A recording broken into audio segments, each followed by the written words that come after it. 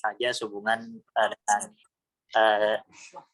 ya ada keterbatasan durasi waktu juga soalnya Pak untuk sharing session siang ini. Gitu. Baik, terima kasih Pak. Saya persilakan kembali untuk melanjutkan pemaparannya. Oke, Pak Anto bisa di share screen Pak atau dari Litbang? Dari Litbang aja barangkali ya. Om Edi bisa dimulai aja Om Edi. Baik, Assalamualaikum warahmatullahi wabarakatuh. Waalaikumsalam. Ini dari Japanese bersama ini akan memaparkan mengenai renewable energy, itu tenaga matahari, tenaga angin maupun tenaga air. Mungkin bisa di-share itunya sekalian atau saya nge-share Pak? Bapak boleh nge-share Pak? Boleh.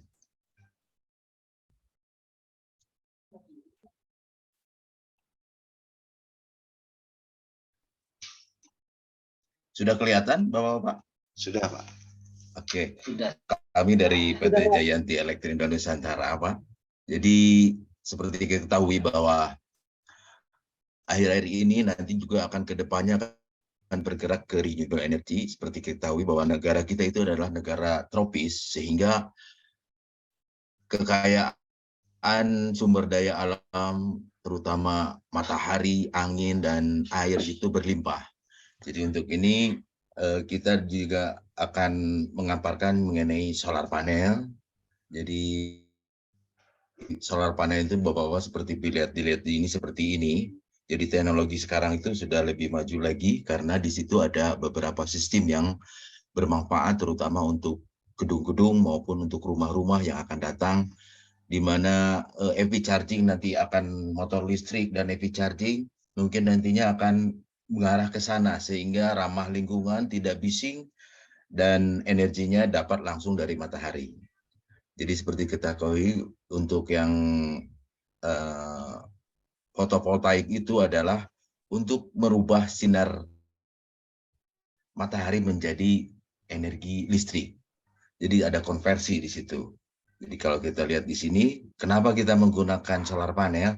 Tentunya adalah mereduksi karbon dioksida, terutama untuk footprint karbon dioksida. Kalau di luar negeri itu dibayar kalau kita menghasilkan reduksi per tahun berapa ton, udah menghasilkan CO2-nya, sehingga nantinya cost saving baik itu cost melalui energi listrik maupun energi langsung digunakan di lapangan. Berikutnya, ini contohnya seperti ini, walaupun tenaga matahari, tenaga angin, dan tenaga air bisa digabung menjadi satu. Di situ ada istilahnya ada coupling DC, itu mengcoupling atau kamannya di DC, atau menggunakan coupling AC. Jadi salah satu contohnya misalnya di sini ada tenaga matahari dengan tenaga angin, baik pun tenaga air atau mikrohidro. Jadi sistemnya seperti ini. Jadi kalau di sini single line diagram, di sini ada solar panel, kemudian ini ada inverter. Solar panel itu adalah energinya DC, kemudian dirubah sama inverter menjadi AC. Kemudian misalnya tenaga angin juga sama, di sini DC, kemudian DC dirubah lagi menjadi DC-DC converter, sehingga bisa mengecas ke energi storage. Itu berupa baterai, kemudian dari baterai itu dirubah menjadi AC, digunakan ke peralatan lainnya. Jadi main equipment-nya adalah solar panel, kemudian misalnya kalau dari anginnya adalah twin turbin, kemudian baterai, kemudian inverter di sini. Nah, seperti ini. Jadi kalau kita lihat di sini, ini solar panelnya merubah energi cahaya menjadi energi listrik, kemudian dirubah menjadi AC. Kemudian untuk peraturannya, jadi sesuai dengan peraturan di negara kita dari ESDM, terutama Permen di sini misalnya Permen nomor 26 tahun 2021, kemudian Perpres atau instruksi Presiden, bahwa setiap gedung-gedung yang terutama di gedung pemerintahan, 20% itu diwajibkan untuk menggunakan renewable energy. Nah, kemudian ini contoh, kalau contoh ini kalkulasinya ini bisa di kita karena kita bisa menggunakan jangan sampai kita sudah dianggap pengajian Halo. Oh, mungkin gitu ya. Tolong di-mute, Bu Litbang. Oke, lanjut, Pak. Ya, oke, baik, Pak. Jadi untuk menentukan berapa profilnya load profile di rumah itu ditentukan oleh habit dari rumah tersebut. Misalnya antara rumah A dengan rumah B itu berbeda tergantung jumlah keluarganya, kemudian peralatan yang digunakannya. Maka cara menghitung untuk menggunakan kebutuhan sesuai dengan kebutuhan di rumah itu ditentukan dengan load profile-nya. Load profile itu adalah energi per hari. Misalnya kita ada lampu misalnya 20 watt selama 4 jam, maka energinya adalah sekitar 80 watt hour per hari. Kemudian ada TV misalnya 80 watt kali 4 dan lain sebagainya. Ini semuanya akan dijumlahkan berapa total energi per harinya. Nah, sedangkan untuk menentukan jumlahnya itu matahari di Indonesia itu rata-rata sekitar 4 jam. Plus minus tergantung dari radiasi di titik tersebut. Nanti akan dijelaskan di bawah ini. Nah, seperti ini. Jadi kemudian teknologi yang untuk solar panel juga sekarang menjurus ke transparan PV cell. Jadi terutama di gedung-gedung yang menggunakan kaca, itu sebagian energinya itu diserap langsung oleh PV yang transparan tersebut. Mungkin di Indonesia belum masuk, mungkin nanti ke depannya akan masuk. Jadi prinsip kerjanya di sini adalah spektrum dari cahaya infrared itu akan diserap langsung dimasukkan ke dalam elektroda PV solar panel sehingga membentuk tenaga listrik, sehingga di samping kita bisa melihat seperti kaca biasa dengan transparansi sekitar 80-60%, tapi cahayanya masih bisa diserap langsung oleh energi matahari itu ke dalam, misalnya disimpan di dalam baterai. Ini prinsip kerjanya sama seperti yang ini, yang konvensional seperti ini. Jadi rata-rata matahari di sini radiasinya di kita itu sekitar 4 jam. Nanti kita bisa dilihat di sini. Misalnya ini gedung-gedung di sini, daripada menggunakan kaca, di sini di samping pencahayaannya langsung, juga langsung bisa diserap energinya. Nah, seperti ini adalah gedung-gedung yang di Australia. Ini menggunakan PV yang transparan, yang vertikal. Ini kalau yang konvensional, misalnya ini satu panel itu sekitar 375 volt. Jadi karena yang disebut dengan PMP itu kerja PV operasionalnya. Sedangkan IMP atau arusnya itu misalnya ini 375 dibagi 40, kita kira-kira sekitar 9 ampere masuk ke dalam sirkuit box. Kemudian kalau open circuitnya seperti ini 40,75 volt. Nah, kalau kita lihat dari di sini sistem gelasnya, nah itu yang akan datang di masa akan datang karena ramah lingkungan, terutama motor atau mobil. Motor konversinya itu kalau dikonversi itu sekitar 2.000 per liter dibandingkan dengan menggunakan BBM Pertalite misalnya 10.000 per liter. Dengan jarak jangkauan sekitar 40 km sekali ngecas 1 kWh. Bandingkan dengan BBM, kita beli motor atau mobil sekitar 10-15 km per kWh. Kalau menggunakan motor itu bisa sampai 50 km per kWh. Sehingga dengan demikian, masyarakat kita kalau kita disosialisasikan, maka energi dari kendaraan terutama vehicle itu akan lebih irit. Jadi terutama di tenaga renewable energy, kemudian teknologi energi storage-nya kita sedang mengarah ke baterai lithium. Kemudian nanti setelah baterai lithium akan mengarah lagi ke baterai garam atau disebut dengan natrium baterai. Natrium baterai baru dalam laboratorium. Begini seperti ini. Kemudian berikutnya, nah seperti kita ketahui bahwa map atau energi yang ada di Indonesia ini yang paling bagus itu adalah menuju ke Khatulistiwa dengan sudut sekitar 13 derajat. Jadi kalau kita lihat di sini, misalnya daerah Bandung atau Jakarta, karena di bawah selatan Khatulistiwa. Maaf, Maaf Litbang, tolong dimatiin itu Pak Richard mikrofonnya. Pak Richard, tolong dimatiin mikrofonnya Pak.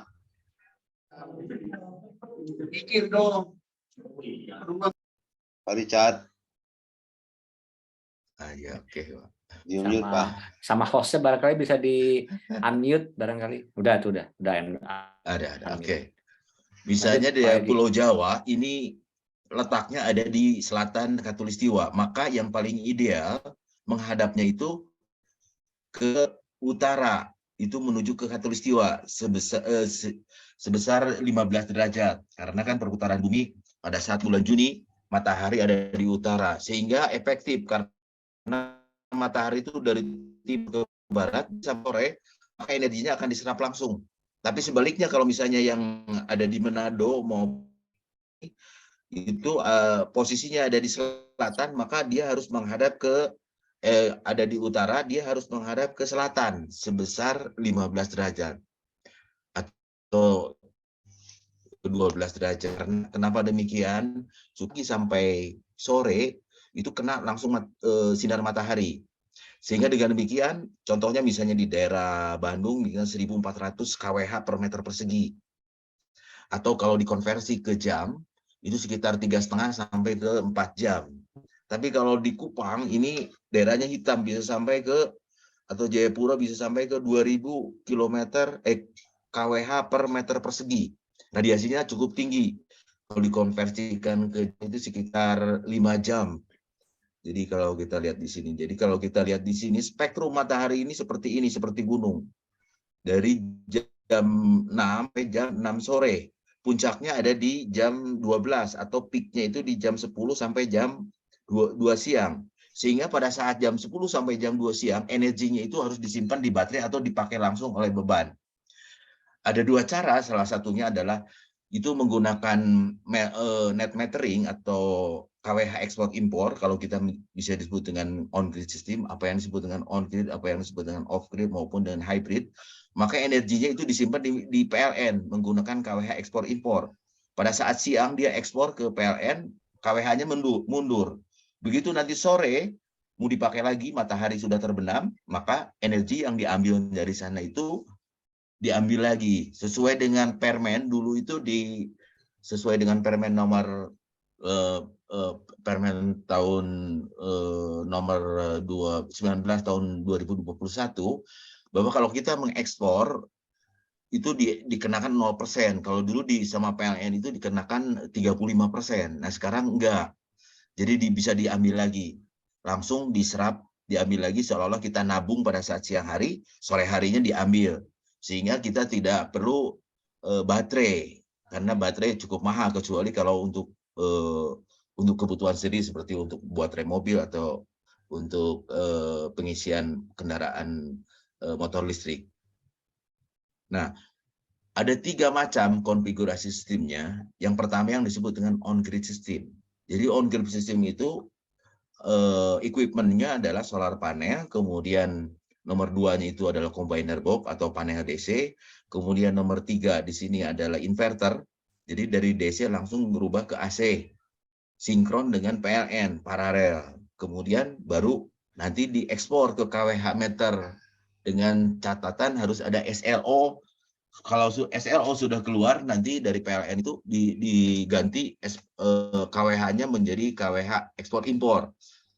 Jadi berapa yang diekspor, berapa yang diimpor, nantinya dicatat ada penurunan. Misalnya rumah rata-rata rumah Bapak misalnya 10 jam, KWH misalnya 2.200 atau 2 KW. Berarti per harinya itu 2 KW dikali 10, berarti 20 KWH per harinya. Nah, seperti itu dicatat 20 KWH, nanti pada saat ekspor matahari itu kalau dirata-ratakan sekitar 4 jam, maka efisiensinya atau savingnya itu adalah 4/10. Berarti antara 30% sampai dengan 40%. Misalnya Bapak pemakaian listrik per bulan bayar 1 juta, maka setelah menggunakan PP dengan on-grid itu ada penyerapan sekitar 40%. Berarti bayar ke PLN nanti sekitar 700 sampai ke 600 ribu rupiah, tergantung dari radiasi matahari itu sebenarnya dibatasi di yang terpasangnya, tapi yang terpasang maksimum adalah 2.200 watt peak. Karena matahari 4 jam, pemakaian 10 jam, maka ada efisiensi sekitar 40%. Itu seperti itu. Kemudian yang berikutnya adalah off-grid. Off-grid itu adalah tidak menyambung seperti PLN. Jadi seolah-olah seperti terpisah. Jadi misalnya pertama di sini solar panel, kedua inverter, ketiga baterai. Energinya tadi nggak disimpan di listrik PLN. Jadi ini tidak kena peraturan PLN. Kalau pakai on-grid itu kena peraturan PLN mengenai undang-undang rooftop. Jadi maksimumnya kena tidak boleh melebihi kapasitas KWH PLN yang terpasang. Tapi kalau untuk off-grid bebas karena kita seolah-olah mandiri. Seperti itu. Kemudian yang berikutnya adalah hybrid. Hybrid itu gabungan dari on-grid atau off-grid yang bisa ekspor juga. Kalau tadi off-grid yang ini tidak bisa ekspor karena dia langsung diserap sama beban. Tapi kalau yang hybrid ini di samping diserap di baterai juga kalau ada kelebihan energi bisa disimpan di net metering atau di PLN seperti itu. Jadi yang ini lebih mahal inverternya. Yang kedua yang off grid, yang sedang yang murah on grid. Nah, seperti ini. Apa keuntungan dan kerugiannya menggunakan PLTS on grid? Ya tentunya biayanya lebih murah karena tidak menggunakan baterai. Tapi energinya disimpan di net metering ekspor impor PLN. Dengan izin harus ada SLO dari PLN, kemudian baru diganti sama PLN itu KWH-nya menggunakan ekspor impor. Kerugiannya pada saat mati listrik, walaupun ada matahari, peralatan rumah akan mati karena dia akan untuk mencegah ekspor ke sekitarnya. Jadi itu kelemahannya yang on grid itu. Walaupun misalnya PLN-nya mataharinya ada, tapi PLN-nya ada, begitu mati listrik mati juga semuanya. Itu kerugian dari yang on grid. Kalau yang off grid, ya seperti ini. Jadi seolah-olah kita punya pembangkit listrik sendiri menggunakan solar panel atau menggunakan renewable tenaga lainnya, yaitu independen. Sehingga dia itu walaupun PLN-nya mati, dia langsung bisa digunakan baterai. Baterainya bisa langsung digunakan ke beban peralatan. Tentunya yang kerugiannya baterai litium itu mahal. Jadi tapi seperti itu. Nah, kalau yang untuk hybrid, jadi bisa ekspor, bisa disimpan di baterai, keunggulannya itu seperti itu. Tapi tentunya untuk kerugiannya itu inverter yang tipe jenis hybrid itu lebih mahal, di samping juga baterainya. Nah, kemudian berikutnya misalnya kalau untuk kedepannya itu adalah motor listrik maupun mobil listrik itu akan berkembang di Indonesia karena seperti kita ketahui tadi, untuk motor listrik 1 liter itu kalau dikonversi ke rupiah itu sama dengan 2.000 per liter. Atau seperti ketahui bahwa 1 kWh itu 1.500. Misalnya motor listrik menggunakan 72 volt, 20 Ah, berarti 70 kali 20 itu sekitar 1.400. Nah, itu bisa menghasilkan 1 kWh atau 1,5 kWh. Harga per kWh PLN itu 1.500. Berarti kalau kita konversi ke Pertalite 10.000 dibanding 1.500. Tapi kalau mobil tentunya karena berat ukurannya mobil, maka per kWh-nya disilakan sekitar 3.000. Seperti itu. Ini pembangkit hidro. Mungkin untuk pembangkit hidro saya serahkan ke Pak Anto supaya ini. Halo, Pak Anto? Nah, dilanjut aja Pak Edi sama Pak Edi aja. Ya, lanjut. Pembangkit listrik tenaga mikrohidro. Jadi sama seperti tadi dengan PLN, cuman ini adalah tenaga air digerakkan sehingga menghasilkan turbin. Turbin itu dirubah menjadi energi listrik. Sama prinsipnya seperti tadi. Kalau tadi solar panel itu adalah sinar matahari dirubah menjadi energi listrik, tapi kalau ini adalah tenaga air dirubah menjadi energi listrik seperti ini. Jadi kalau kita mungkin ini di sini flow rate-nya, kalau mikrohidro misalnya ini yang ketinggian sekitar 6 meter, flow-nya sekitar 100 liter per sekon, maka energi yang dihasilkan itu sekitar 4,2.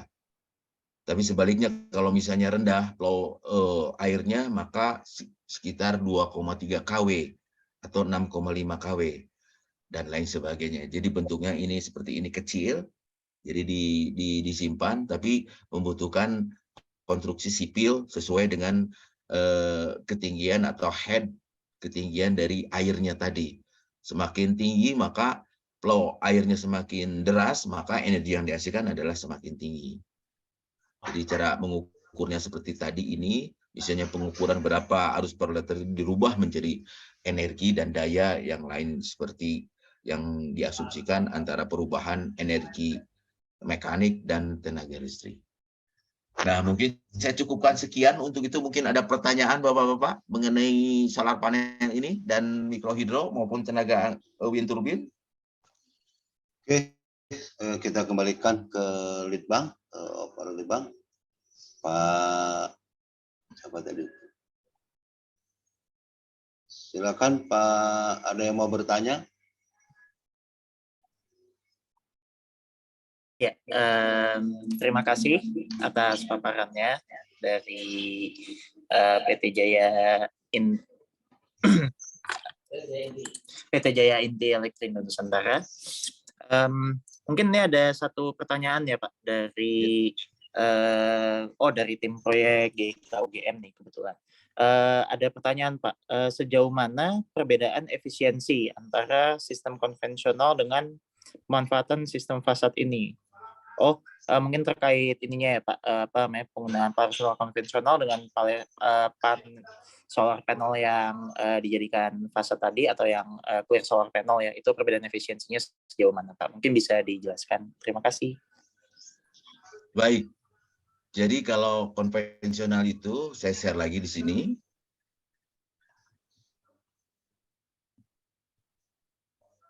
Yang disebut dengan efisiensi, jadi kenapa yang disebut dengan efisiensi teknologi sekarang itu menuju ke 20%. Apa yang disebut dengan efisiensi itu? Efisiensi itu adalah satuan dari watt peak, itu adalah 1000 atau 1 kW per meter persegi.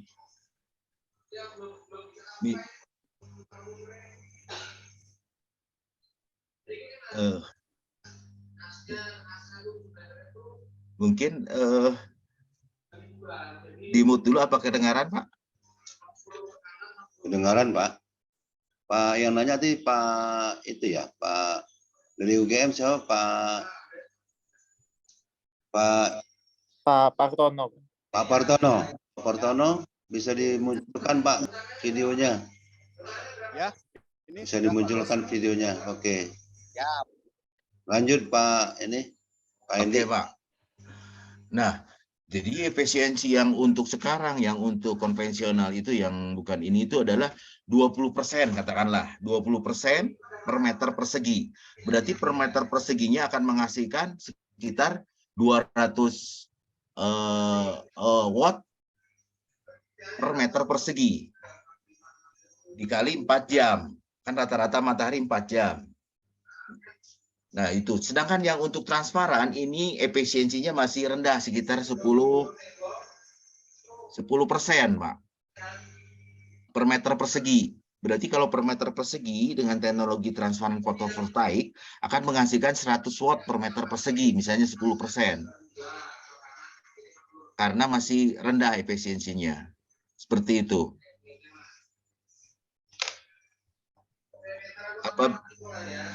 Ya, izin Pak Edi. Silakan Pak Partono. Ya, oke. Terima kasih Pak Amir, Bapakku yang cakep ini. Selamat ya sebelumnya atas tuntasnya ya STMT. Selamat Pak Bos. Jadi terima kasih.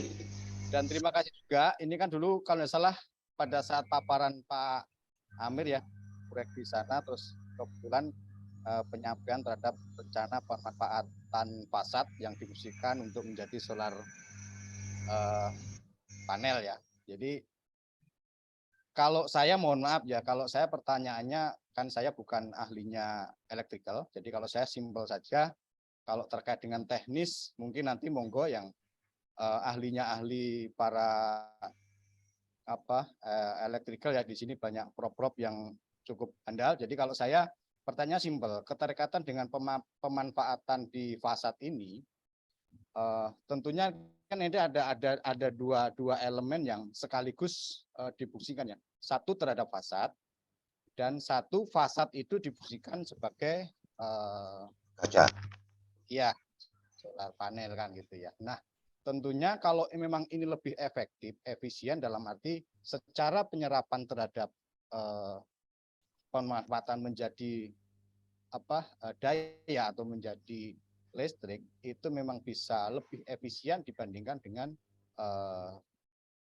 solar panel yang ada di atas ya, di atas atau konvensional. Kemudian terhadap pemanfaatan fasad sendiri ya kan, secara estetika apabila itu memang tidak mengganggu atau tidak mengurangi dari sistem fasadnya sendiri, dari estetikanya sendiri, saya rasa itu sangat bagus ya ke depan ya, ke depan sangat bagus. Dalam arti gini, nanti kan kita ini kan kebetulan kan mengawal di dunia konstruksi adalah dunia kita adalah bukan cuma pengawas, tapi kan MK yang berfungsi untuk mengawal pada saat konsep prarencana. Ya, di dalam prarencana kalau memang ini bisa masuk, tentunya kita akan mengusulkan ke dalam konsep perencana bagaimana ini bisa diakomodir apabila memang dengan syarat ya, mohon maaf ya, dengan catatan dan ketentuan apabila memang ini lebih efisien, dalam arti efisien terhadap larinya kan ke budget Pak ya. Jadi budget, baik budget terhadap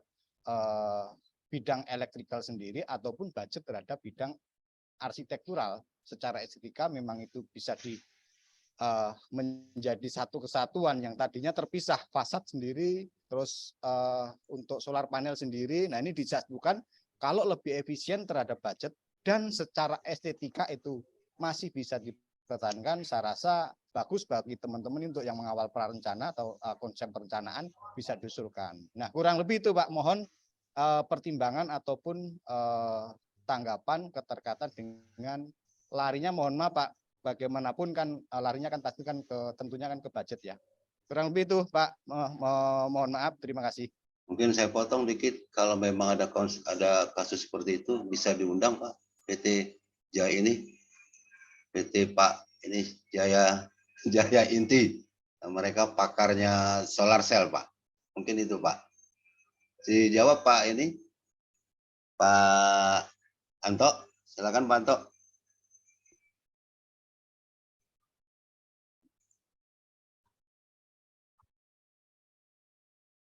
Pak Anto mungkin masih mute ya. Bapak aja yang jawab. Iya, Pak. lanjut Fedi. Iya, iya. Baik, Pak, mungkin saya jawab dulu. Jadi mungkin saja nantinya itu ke depannya tidak hanya bidang arsitek maupun elektrikal, tapi juga bidang kesehatan. Di samping tadi Bapak, apakah nantinya ke depannya memang ke depannya akan menuju ke sana.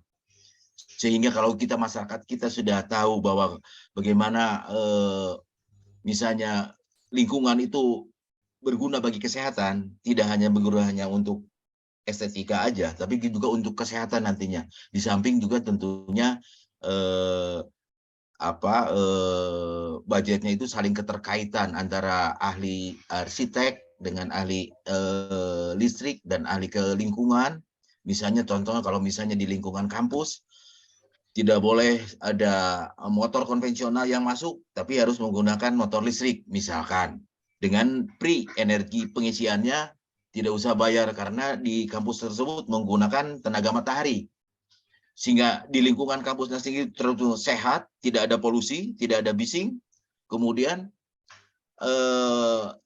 pemanfaatannya energi, misalnya energi matahari yang untuk parkir-parkir, kanopinya menggunakan solar panel, dan disediakan oleh kampus tersebut penyediaan untuk charging gratis. Sehingga kampus tersebut di samping tadi renewable energy juga di lingkungannya, jadi terutama ahli lingkungan, ahli arsitek, ahli listrik dan lain sebagainya. Tentunya ini tidak hanya uang aja yang harus diitukan, karena kesehatan itu lebih daripada uang. Misalnya kesehatan mahasiswa dan dosen-dosennya dan lingkungannya itu akan bermanfaat bagi kita semua, mungkin gitu Pak. Demikian Pak. Ya, baik, satu lagi Pak, mohon izin Pak, mungkin ada Ya. referensi di gedung mana gitu yang mungkin bisa kita survei Pak? Mungkin saya jawab Pak. Kita di proyek ITB itu lagi meneliti Pak, lagi meneliti terhadap fasad menggunakan solar cell. Itu sampai sekarang penelitiannya masih belum tuntas Pak Partono, makanya saya paparkan kemarin, itu kita lagi meneliti. Yang jelas di proyek ITB itu sesuai tadi Pak itu bicara, bahwasanya mereka sudah memikirkan lingkungan Pak. Jadi ada beberapa pengisian tenaga listrik, motor listrik di ITB situ, dari kampus sudah dipasang kalau salah 6 titik Pak, itu yang kampus di Ganesha. Nah, proyek yang kita bangun sekarang di Gede Bage itu kita coba mengusulkan bahwasanya di situ juga ada tempat pengisian listrik tenaga surya tadi, itu juga lagi dikaji Pak. Itu juga tergantung dengan kosnya. Mungkin kedepannya kita butuh seperti itu Pak. Kedepannya terutama di kampus. Kalau nggak salah saya pernah lihat juga di UGM tuh ada namanya mau dibangun apa Pak Partono, PLT apa namanya tuh. Itu mau dibangun juga di UGM kalau nggak salah.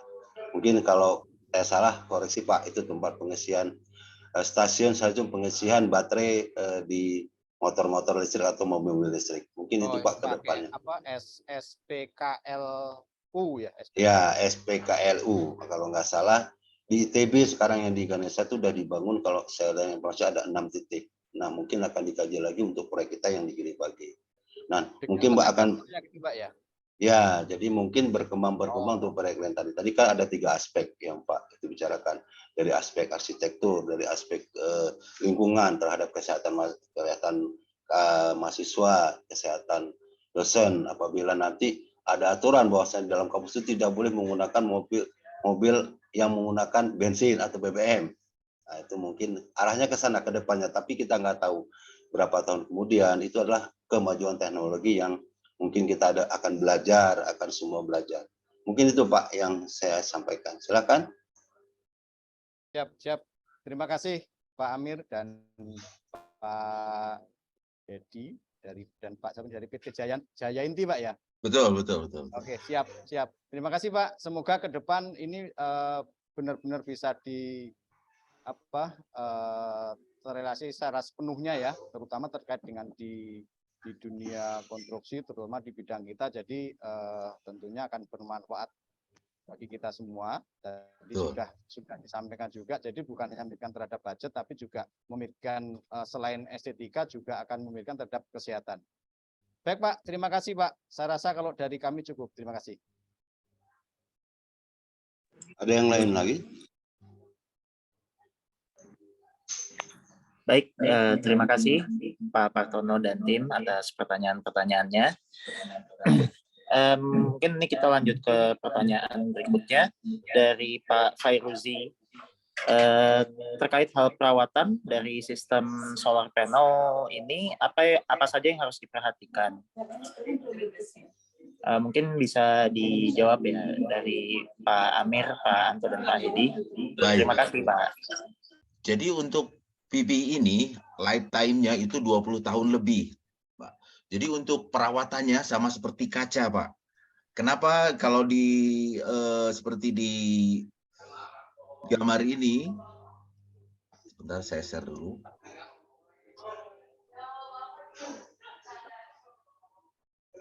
Nah ini kenapa menghadap ke utara atau sebesar ini, itu idealnya itu pada 15 derajat menghadap ke utara. Itu pada saat musim hujan itu debu-debunya itu secara otomatis dibersihkan. Atau mau kalau secara manual, setiap 6 bulan dibersihkan kayak seperti kaca. Karena bahannya itu dari Templar, Pak. Lebih keras dari kaca. Jadi itu. Jadi karena kan musuh utama dari solar panel itu adalah debu. Karena kita negara tropis, walaupun cahaya mataharinya tinggi, tapi debunya itu juga tinggi. Sehingga pada saat musim hujan otomatis, karena sudut kemiringan 15 derajat, maka akan dibersihkan. Atau misalnya kalau sudutnya 180 derajat atau sama dengan vertikal, bisa aja. Tapi penyerapannya bukan 4 jam, mungkin hanya 2 jam. Tapi masih bisa digunakan. Misalnya di gedung-gedung tersebut yang mengarah ke utara atau ke selatan, daripada menggunakan aluminium atau menggunakan bata, itu lebih baik dipasang solar panel. Walaupun vertikal kan akan menghasilkan energi pada saat pagi atau sore. Seperti itu.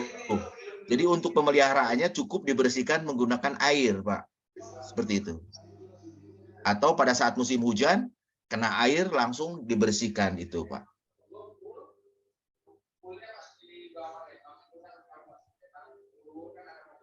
Demikian, Pak. Baik, terima kasih atas jawabannya Pak Hedi. Semoga cukup menjawab ya bagi Pak Fairuzi. Oh iya, baik. Sudah terjawab Pak Hedi katanya. Terima kasih. Oke. Baik. Oh, ini ada beberapa pertanyaan nih ya Pak di kolom chat dari Pak Rama Wijaya. Yang pertama ada apakah biaya awal untuk membeli sistem panel surya ini tinggi, dan untuk pemasangannya apakah mahal ya Pak, dan kira-kira apabila ada perbandingannya dengan sistem yang biasa digunakan, mungkin maksudnya sistem solar panel konvensional ya Pak, perbandingannya untuk perbedaan biayanya kira-kira berapa persen Pak dari sistem solar panel konvensional terkait pemasangannya? Itu pertanyaan pertama. Kemudian pertanyaan yang kedua, apabila selama musim hujan, apakah efisiensi solar panelnya otomatis akan menurun atau bagaimana? Kemudian pertanyaan yang ketiga, apakah solar panel ini akan membutuhkan banyak uang Pak untuk pemasangannya mungkin ya? Dan kemudian yang terakhir ada juga bagaimana mengenai emisi gas rumah kacanya Pak yang dihasilkan? Mungkin bisa dijawab semua ya Pak. Terima kasih. Mungkin saya boleh sedikit Pak Edi ya. Ya. Ini peserta tadi kita kan judul kita tuh ada pembangkit listrik tenaga angin. Ini nggak ada yang bertanya Pak bagaimana sistem angin dan itu. Mungkin itu Pak dijelaskan sedikit bagaimana integrasi antara solar panel ke wind turbine-nya Pak, biar teman-teman pada paham dan pada mengerti tentang antara integrasi dengan solar panel dan wind turbine yang kita lakukan di proyek ini. Mungkin itu Pak, silakan. Baik. Pak. Saya jawab dulu yang pertanyaan pertama ya Pak ya. Ya. Jadi kalau seperti ketahui, kalau BEP atau break even point-nya, misalnya Bapak bayar ke PLN itu 1 juta misalkan. Karena menggunakan pasang PLTS itu akan berkurang misalkan 60%, berarti ada efisiensi sekitar 40%. Yang tadinya 1 juta jadi 600. BEP-nya kalau dihitung dari mulai pemasangan itu seolah-olah Bapak bayar di muka selama 7 sampai 8 tahun itu di yang 400.000 atau 40% tadi itu di muka. Jadi BEP-nya sekitar 7 tahun. Setelah 7 tahun, lifetime PLTS itu kan sampai ke 20 tahun. Berarti setelah tahun ke-8 sampai ke tahun ke-80, itulah keuntungannya. Jadi kalau dihitung berapa harganya, jadi BEP-nya itu seolah-olah yang Bapak tadi bayar listrik ke PLN 1 juta, kan jadi ada saving sekitar 40%. Berarti 400.000. 400.000 kali 12 kali 7 tahun, itu kira-kira harganya itu seperti itu Pak. Jadi seolah-olah Bapak bayar di muka PLN selama 7 tahun, itu Bapak pasang PLTS di atas. Seperti itu. Jadi BEP-nya sekitar 7 tahun, live 7 sampai 8 tahun, 7 tahun lah katakanlah. Berarti benefitnya setelah 8 tahun sampai ke 20 tahun itu. Seperti itu. Kemudian pertanyaan tadi apa lagi ya Pak? Saya lupa. Nah. Ya, mohon izin Pak. Mungkin Ya. ada pertanyaan selanjutnya ini mengenai di hari mendung dan hujan Pak. Oke. Apakah efisiensi solar panelnya akan menurun atau bagaimana? Begitu. Jadi kalau kita lihat di sini spektrum dari matahari ini seperti ini. Nah, ini dari jam 6 pagi sampai jam 6 sore kalau radiasi mataharinya adalah tinggi. Kalau di saya dirubahkan gunung ini yang warna orange ini dirubah kotak, itu jadi 4 jam. Misalnya saya pasang 10 kWp, berarti energinya KWP dirubah ke KWH itu dikali 4 jam. Berarti 1 KWP dikali 4, berarti 4 KWH. Bagaimana kalau musim hujan? Karena radiasi ini kena. Mau nggak? Telkomsel mau nggak? Dulu kan nggak mau dia, Bang. Karena di sini terhalang hujan itu sama awan, musuh utama itu adalah awan atau mendung atau kena shading bagian lainnya atau misalnya pohon atau gedung. Karena hujan berarti kan tadinya misalnya jam 12 sampai jam 3 hujan, maka harusnya 4 jam hanya 2 jam. Jadi pada waktu hujan itu akan terjadi penurunan KWH atau energinya. Kan energi itu kan daya dikali waktu. Tapi karena jam 12 hujan, maka otomatis pada saat mendung, energi yang dihasilkan akan menurun, gitu Pak. Jelas Pak? Ya jelas Pak. Yang ketiga Pak, apakah jangan bisa membutuhkan banyak ruangan Pak untuk panel sama terkait emisi gas rumah kaca Pak? Terima kasih Pak.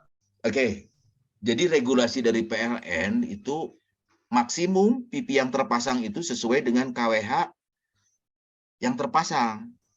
Karena kalau melebihi daya terpasang, misalnya Bapak rupnya luas, tetapi KWH PLN yang terpasang ini misalnya 2.200. Kalau itu nggak dibatasi, PLN rugi mungkin karena kan nggak bayar ke PLN.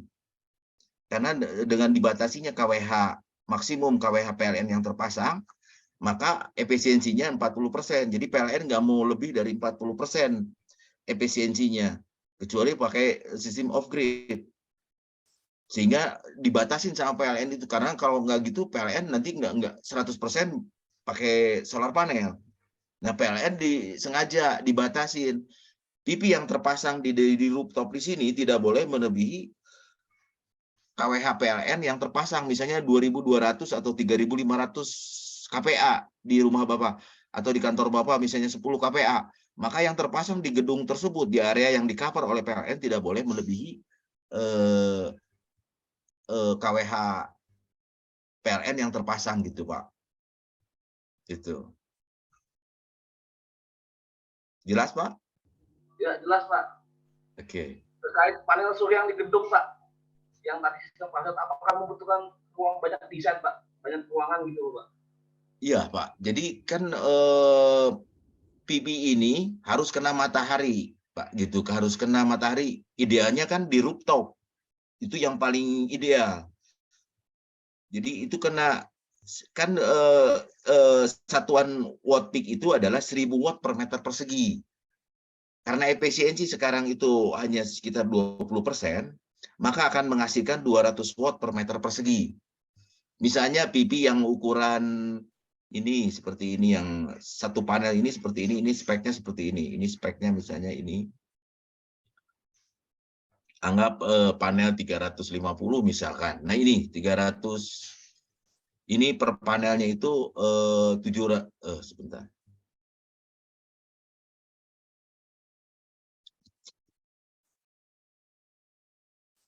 Nah, misalnya ini 370 watt peak, artinya 700 WP. Nah, di sini ukurannya ini 370 WP, maka kalau kita dikonversi ke ininya itu adalah sekitar 2 meter kali 1 meter. Dengan berat sekitar 26 kilo. Seperti itu. Jadi ini ukuran, kalau misalnya 2.200 atau 5.000 atau 10.000 atau 100.000. Tinggal dibagi aja berapa panel nantinya. Nah, ini square per 370 WP, ini ukurannya sekitar 2 meter kali 1 meter. Berarti 2 meter persegi. Itu seperti itu, Pak. Jadi misalnya kalau Bapak misalnya masang 10 KWP, tinggal 10 KWP dibagi 376. Jadi misalnya kalau saya bagi misalnya di sini 110.000 dibagi 370 WP, berarti berapa panel terpasang di sekitar 27 pieces dengan ukuran 2 kali 1 meter. Jadi misalnya kalau tinggal kali 2 aja ukuran space-nya, berarti di rooftop atau dipasang itu sekitar 57 meter persegi. Ada sekitar 27 pipi dipasang di atas, menghadap ke utara atau ke selatan. Nah, seperti itu dengan sudut kemiringan atau disesuaikan dengan sudut kemiringan rooftopnya, itu Pak. Tapi kalau misalnya di luar, di kanopi atau di lain sebagainya, yang penting tidak boleh kena shading dari pagi sampai sore. Shadingnya itu pertama yang dari alam itu pastikan dari pada saat musim hujan dari awan, pada saat mendung. Misalnya ada gedung di sebelahnya, sehingga pada saat pagi jam 11 itu kena shading atau kena pohon. Nah, itu nggak boleh, supaya nantinya energinya diserap langsung. Seperti itu, Pak. Ya, terima kasih Pak. Jadi cukup jelas Pak. Baik. Kemudian yang pertanyaan Bapak tadi yang apa? Yang turbin. Jadi turbin itu cara kerjanya gimana, bisa gabung antar turbin atau air dan lain sebagainya. Jadi seperti di slide ini, misalnya ini turbin. Nah, ini kan tenaga angin. Belum muncul, Pak. Nah, ini belum muncul. Oh, belum muncul. Sebentar.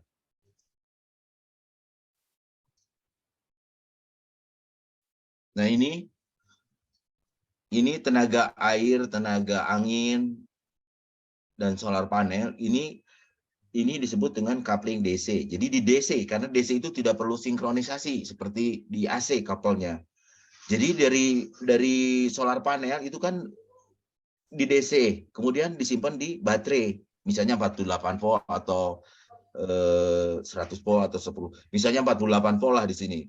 Jadi dari panel di sini menggunakan MPPT atau DC-DC converter, dari tegangan misalnya 500 volt atau 300 volt DC dirubah menjadi 48 volt VC supaya ngisi ke baterai tersebut. Begitu juga untuk tenaga turbin. Misalkan ini turbinnya misalkan 4 kW misalnya. Nah, ini dirubah lagi ngisi ke baterai. Kemudian angin juga sama. Angin juga kan itu dirubah semuanya ke DC sehingga nanti sumbernya itu ada 3. Satu dari solar panel, satu dari mikrohidro, satu dari wind turbin. Semuanya disimpan di sini, sebagian paralel ke beban. Pada saat solar panel tidak ada, maka angin ada. Tapi misalnya daerah Bandung tidak cocok menggunakan angin, karena kan banyak gunung, kecuali di pantai. Tapi kalau misalnya air, ada ketinggian air tadi sekitar 8 meter, 7 meter, sehingga ininya dirubah, turbinnya untuk mengisi ke baterai. Jadi pada saat malam hari menggunakan angin atau menggunakan turbin, seperti itu. Sehingga turbin itu masuk ke inverter. Dari inverter, DC dirubah menjadi AC. Dan lain sebagainya. Atau misalnya untuk pemakaian beberapa komparasi lainnya. Nah, di bagian AC-nya, di situ ada ATS-nya misalnya, bisa dipindahkan ke genset atau dipindahkan ke sumber lainnya. Seperti itu, Pak. Jadi cara kerjanya seperti itu. Jadi prinsipnya semuanya dirubah dulu ke DC, lalu mengisi ke baterai tersebut. Atau kalau misalnya turbinnya AC, dikoplingnya di AC tersebut. Jadi dia harus sinkron dengan PLTS outputnya. Supaya nantinya, karena kalau paralel di AC, misalnya tenaga pertama adalah solar panel, kedua dari turbin air, ketiga baru PLN, keempat baru genset. Seperti itu, Pak.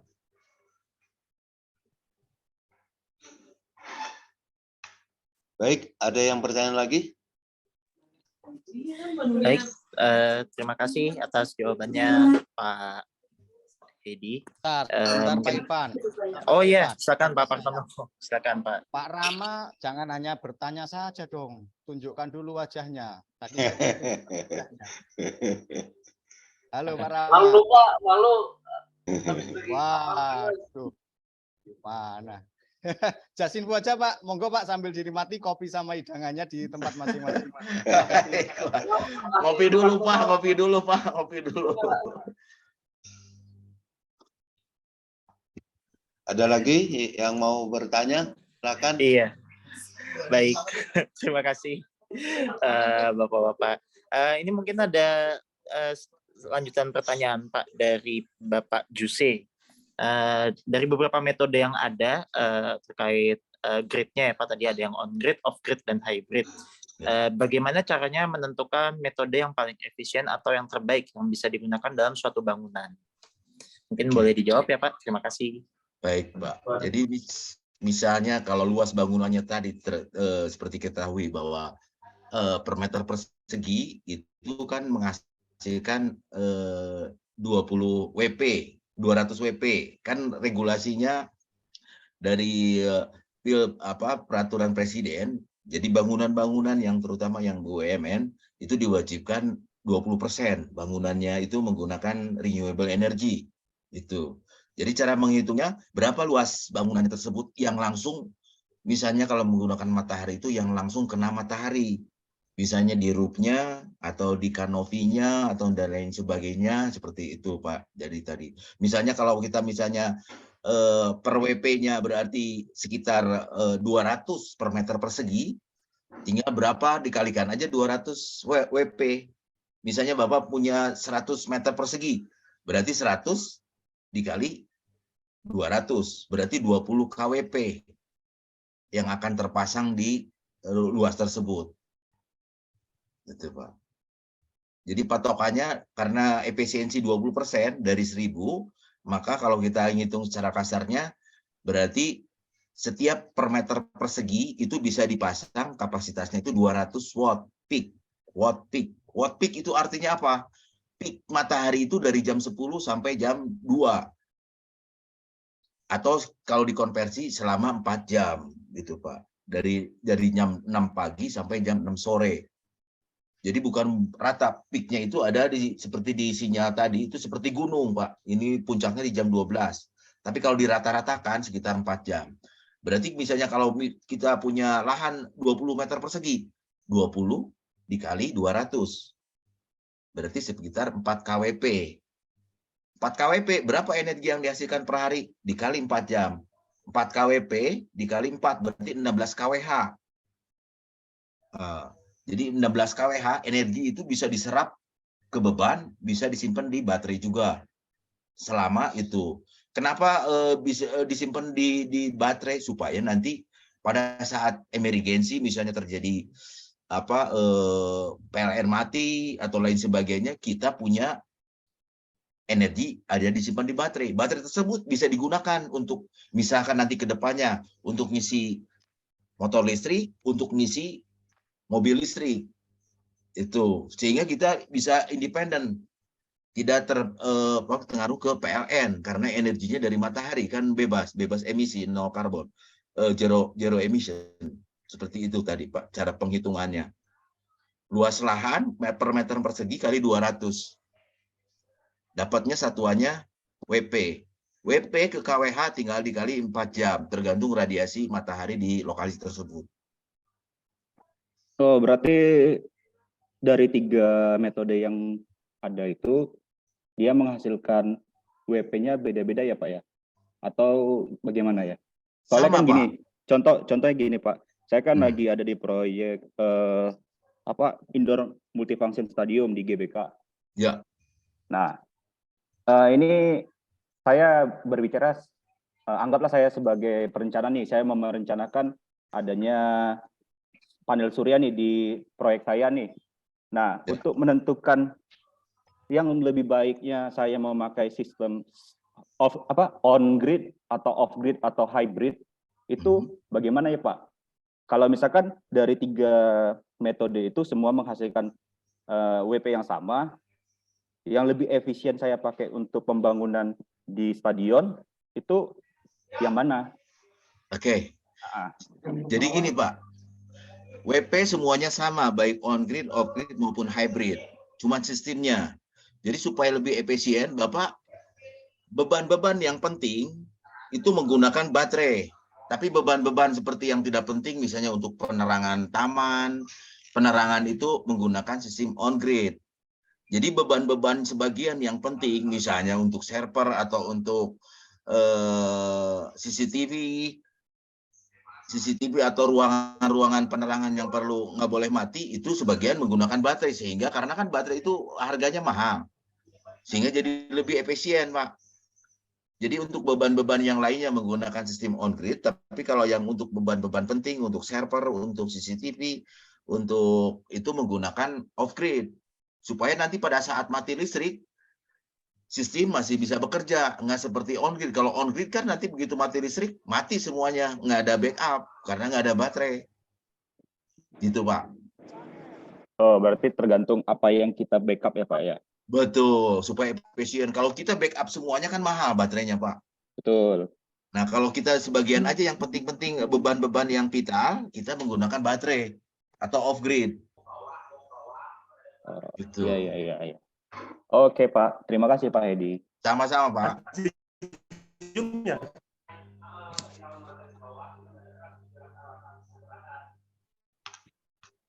Baik, terima kasih Pak Hedi atas jawabannya, atas pertanyaan dari Pak Jose. Tinggal 15 menit lagi. Ini ada Pak Rizal. Iya, Pak Rizal. Silakan, Pak. Pak Rizal, suaranya putus-putus Pak Rizal. Dari Bali ya nih, kalau nggak salah Pak Rizal ya. Oh iya, betul. Selamat sore, Pak. Dari Bali ya, Pak Rizal ya? Iya, betul. Dari proyek Besaki ya? Mm-mm. Silakan Pak Rizal. Oke, mohon izin dulu, Pak, karena saya dari awal tidak mengikuti, jadi kurang dapat informasi dari awalnya, tapi yang saya ingin minta perjelas sedikit hal yang tadi rekan Pak Jose Suaranya putus-putus Pak Rizal. pertanyakan juga untuk on-grid sama off-gridnya itu pilih yang mana, sedangkan iya nih sinyalnya memang sinyalnya memang lagi kurang bagus nih. Bergeser Gimana, dulu. Pak? Bisa didengar? Bergeser dulu supaya dapat bagus. Halo. Ya, lanjut. Ya. Mungkin untuk Pak Rizal, pertanyaannya bisa disampaikan melalui kolom chat ya, Pak, supaya lebih mudah.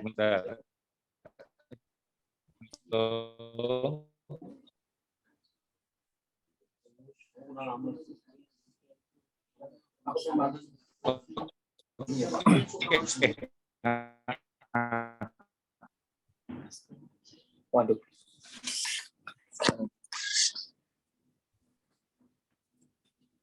Halo, sudah bisa didengar? Halo, sudah bisa didengar, Pak? Ya, lanjut Iya. coba Pak Rizal. Putus-putus, Pak.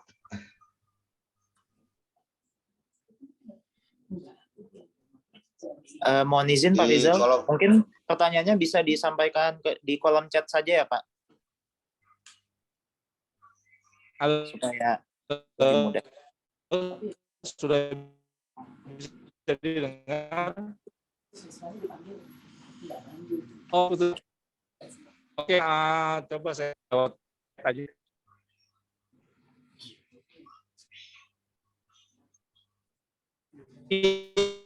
Jadi mungkin saya lihat pertanyaannya. Terima kasih, Pak. Iya, baik. Terima kasih Pak Rizal. Baik, mungkin kita bisa ke pertanyaan berikutnya dari Bapak Mindo terkait konsep bangunan gedung hijau yang sedang digalakkan saat ini. Rekomendasi dan saran dari Bapak-Bapak sekalian, dari Pak Amir, Pak Anto, dan Pak Hedi, tipe fotovoltaik apakah yang sesuai dengan pelaksanaannya? Oh, ini tipe itu maksudnya apakah yang on-grid, off-grid, atau hybrid gitu ya Pak. Dan jika boleh tahu saat ini apakah sudah terimplementasi pada proyek apa yang mengadopsi konsep green building? Mohon disampaikan. Begitu Pak. Mungkin bisa langsung dijawab ya oleh Pak Hedi, Pak Anto, dan Pak Amir. Terima kasih. Baik Pak, mungkin kalau konsep untuk yang green building itu, terutama kan untuk dari segi arsiteknya, terutama untuk penerangannya menggunakan transparansi kaca yang itu, karena kan seperti kita ketahui bahwa kalau untuk PV yang transparansi di Indonesia itu belum ada di pasaran Pak, masih di luar. Tapi kalau untuk dari segi green building, tentunya di situ ada pemanfaatan terutama efisiensi dari energi listrik, terutama yang kena langsung matahari, tentunya itu bisa digunakan menggunakan solar PV. Solar PV tersebut yang seperti pertanyaan tadi, apakah yang sistem on grid atau apakah off grid? Tentunya yang paling bagus itu adalah campuran dari semuanya. Yang sebagian beban-beban yang tidak penting itu menggunakan on grid, tapi kalau yang beban-beban penting itu menggunakan off grid supaya nanti pada saat emergensi atau mati listrik, peralatan yang penting masih bisa berjalan dengan seperti itu, sehingga nanti lebih efisien seperti itu Pak. Itu.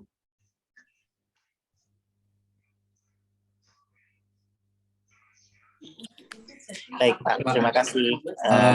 Izin Pak. Oh iya. Halo, Pak Edi, izin Pak Edi.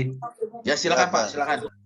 Jadi yang ideal yang mana Pak ya, yang off grid atau yang hybrid Pak? Ya, sebenarnya dua-duanya ideal Pak. Tapi kan kalau yang off grid itu kan lebih mahal karena ada investasi di baterai kan Pak ya. Oke, baik Pak. Jadi semuanya baik on grid kan sama-sama energi. Cuman kelemahannya kalau on grid itu kan pada saat mati listrik tidak ada backup, mati sistem tersebut karena tidak ada baterai. Jadi seperti saran saya, jadi beban-beban yang penting itu menggunakan off grid atau menggunakan baterai. Tapi kalau beban-beban yang tidak penting langsung menggunakan on grid. Gitu. Jadi dan nanti di panelnya itu ada pemisahan, ada panel yang backup, di backup sama baterai, terutama untuk beban-beban yang penting, sedangkan yang lainnya on grid karena langsung paralel dengan KWH PLN gitu Pak. Oke, Pak. Saat ini apakah sudah ada yang pakai sistem hybrid ya Pak? Ada Pak.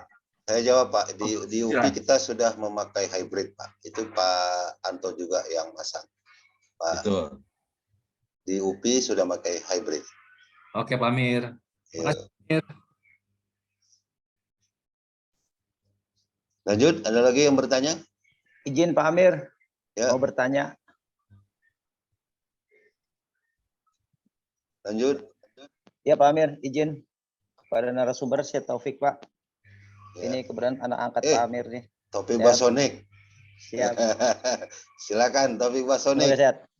Izin Pak, saya mau menanyakan ke narasumber, izin Pak Amir. Kebenaran kami kan sedang menangani proyek rancang bangun Pak untuk IT Mandiri Sleepy Grogol. Itu solar PV memang berkenaan dengan sistem rancangan di awal basic design sebesar 6% Pak dari kebutuhan daya listrik yang terpasang. Tapi setelah perjalanan melalui izin-izin TABGME, ini menurun Pak kapasitas perizinan yang diizinkan dan disahkan oleh regulasi yang terbaru dari 6% menjadi 2,5% Pak.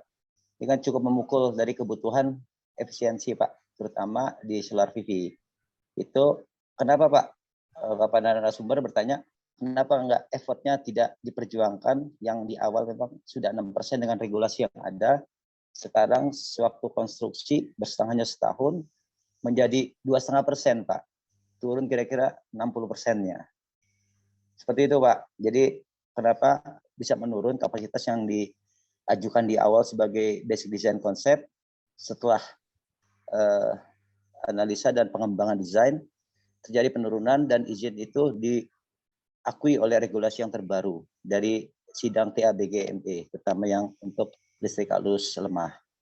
Mohon penjelasannya Pak, karena effortnya pasti ada efek-efek terutama bagi Jaya Inti ya, Rektrindo itu suatu pukulan Pak. Tadinya 6% lumayan besar menjadi 2,5%. Penyebab apa? Karena itu kan efisiensi yang cukup baik. Karena semua di sini sistemnya lengkap Pak. Dari mulai charger untuk mobil listrik. Lalu untuk EV juga GBCI-nya cukup jelas dan semuanya rancang bangun. Mohon penjelasannya gitu, Pak Amir. Mohon izin, terima kasih. Silakan Pak Hedi dari peraturan tadi, Pak Hedi. Baik, jadi memang begitu antara Kementerian ESDM dengan PLN terjadi kontradiksi yang kemarin-kemarin Pak gitu. Alasannya PLN karena oversupply dari pembangkit-pembangkit tenaga batubara. Tentunya di sini ada stakeholder yang beberapa kepentingan. Tentunya ada pemasok batubara, ada pemasok ini. Saya kurang tahu karena itu seharusnya kalau renewable energy didukung oleh dengan Permen ESDM tersebut. Tapi antara Kementerian ESDM dengan PLN terjadi kontra. Alasan PLN tidak bisa dikurangin itu karena alasan oversupply dari pembangkit-pembangkit tenaga fosil. Menurut saya seharusnya memang ini untuk tahun sekarang harus dijebatani antara terutama stakeholder di bidang renewable energy, karena kita seperti slogannya tahun 2050 adalah zero emission.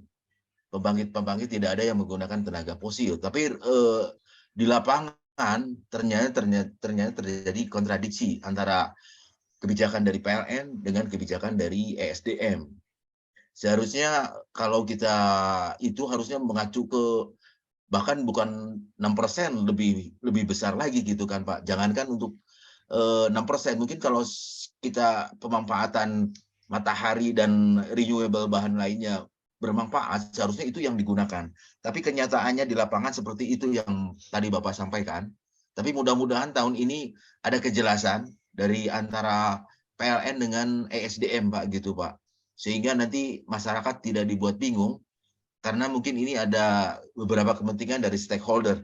Tentunya stakeholder di sini yang pemanfaatannya sesuai dengan keinginan masing-masing gitu Pak gitu. Tapi seharusnya kalau bagi saya untuk renewable energy itu harus kedepannya seperti itu supaya kita mandiri.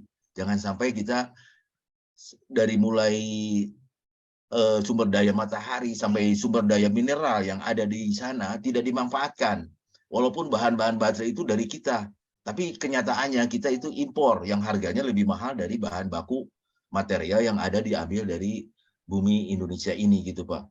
Angin kita punya, matahari kita punya, air kita punya, material kita punya. Cuma sumber daya SDM-nya terbentur kepada kebijakan dan kepentingan dari beberapa stakeholder. Itu mungkin Pak jawaban saya Pak.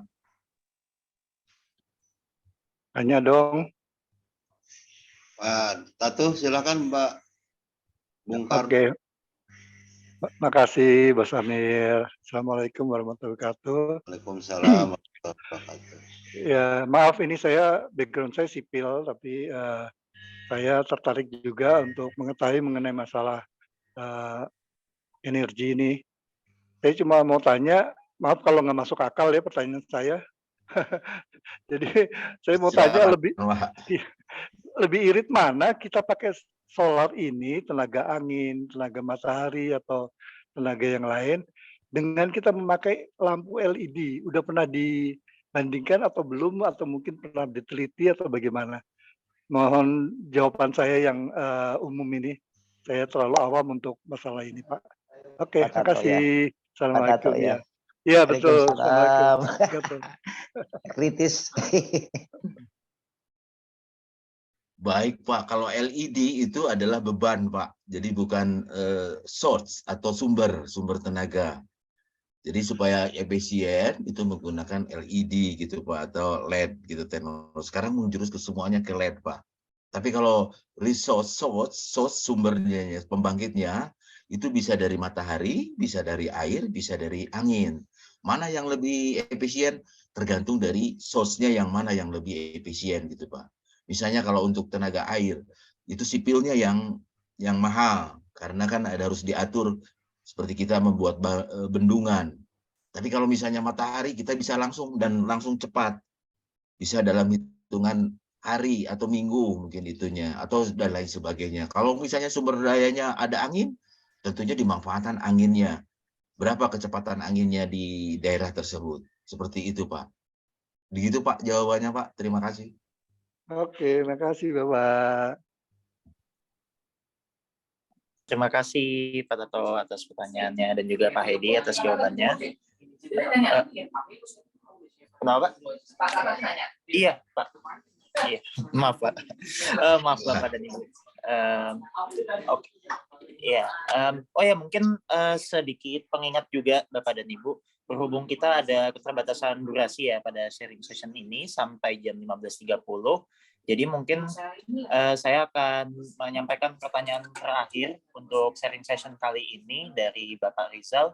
Dan mungkin saya ingatkan kembali juga kepada Bapak dan Ibu, apabila masih terdapat pertanyaan dan mungkin ada yang belum terjawab atau belum sempat tersampaikan pada sharing session ini, mungkin dapat disampaikan melalui link daftar hadir ya Bapak dan Ibu yang sudah dicantumkan di kolom chat.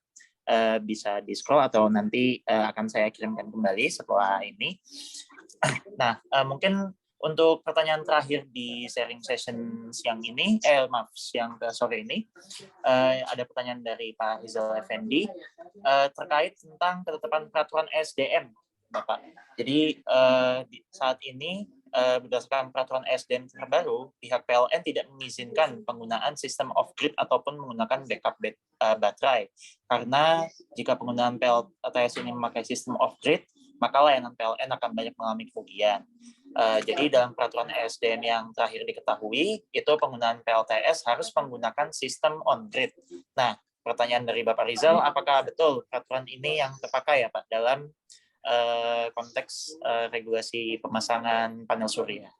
Kira-kira begitu Pak. Jadi, oh ya mungkin ada contohnya juga ini Pak Rizal menyebutkan bahwa di proyek penataan kawasan Pura Besaki sendiri, PLN itu tidak mengizinkan penggunaan PLTS sistem off-grid.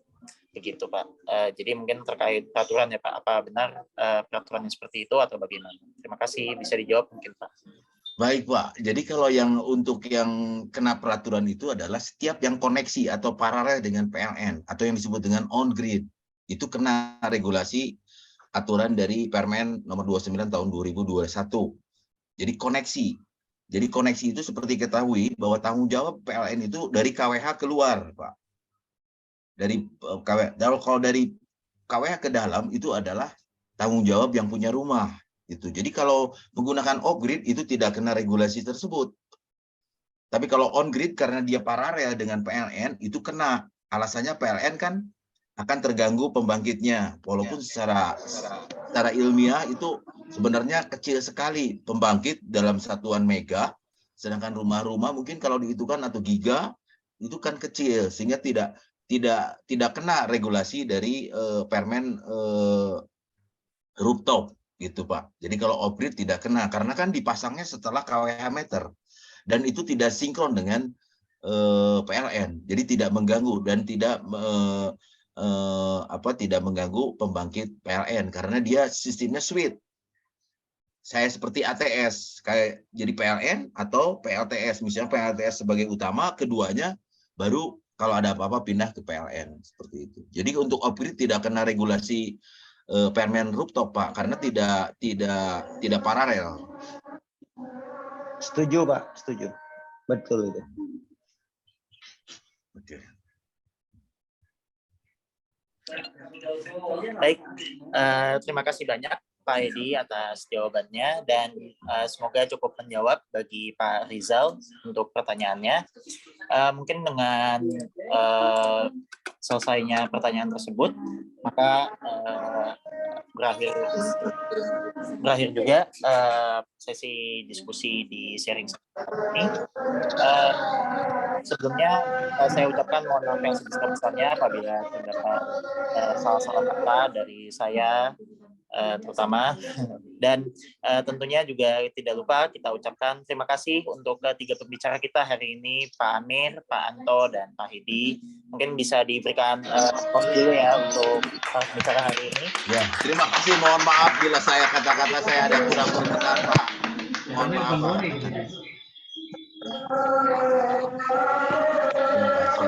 Pak. Ya, dan Dan tentunya dan tentunya tidak lupa juga saya ucapkan terima kasih yang sebesar-besarnya untuk peserta yang sudah memberikan pertanyaan juga yang akan menjadi jawabannya akan menjadi bermanfaat bagi kita semua. Terima kasih banyak Bapak dan Ibu. Mungkin untuk kata-kata penutup apa mungkin dari Bu? Oh iya, oh gitu. Ya, mungkin karena tidak ada kata penutup dari kepala divisi maupun direksi dan manajerial, sharing session kali ini bisa kita tutup. Mohon maaf dan terima kasih sekali lagi pada seluruh peserta dan juga pembicara kita hari ini. Semoga ilmunya bermanfaat dan semoga bisa berjumpa di lain waktu. Dan kemudian untuk pertanyaan yang sudah disampaikan di daftar hadir, Bapak dan Ibu, nantinya apabila sudah dijawab oleh para pembicara kita hari ini akan disampaikan dan dibagikan oleh tim Litbang Kantor Pusat CCM. Begitu. Dan untuk materi presentasinya, Pak Dedi akan dibagikan juga ya? Oh ya, di daftar hadir juga ada materi presentasinya kebetulan Bapak dan Ibu. Jadi silakan diisi daftar hadirnya untuk menyampaikan pertanyaan yang sekiranya belum tersampaikan dan juga untuk mendownload materi presentasi hari ini. Baik, mungkin ditambah sedikit Pak, kalau memang ada case-case di proyek bisa koordinasi langsung dengan Pak Anto PT Jaya IT Elektro, bisa minta saran dan sumbang, ada konsep-konsep baru yang ingin direncanakan yang proyek lain, bisa langsung menghubungin Pak Anto. Mungkin nomor HP-nya nanti akan diberikan, saya akan kasih. Terima kasih. Baik Pak Amir, terima kasih banyak Pak Amir atas penyampaian tutupnya yang tentunya juga menjadi informasi yang sangat berguna bagi kita semua. Baik, kita akhiri untuk sharing session sore ini. Terima kasih banyak sekali lagi untuk Pak Amir, Pak Anto, dan Pak Hedi selaku pembicara pada sharing session kali ini. Selamat sore dan assalamualaikum warahmatullahi wabarakatuh. Terima kasih banyak kepada Ibu. Waalaikumsalam warahmatullahi wabarakatuh. Pak. Ya, sehat selalu buat semuanya. Ya, Bapakku, Pak Amir. Yuk. Pak Anto, terima kasih banyak Pak Anto. Ya, sama-sama. Terima kasih Semoga Pak Anto, bermanfaat. terima kasih Pak Edi, terima kasih teman-teman semua. Sama-sama. Amir dipanggil itu Pak Bos. Siapa yang panggil? Itu Pak Bos. Pak Anton. Siapa? Mana Pak Anton?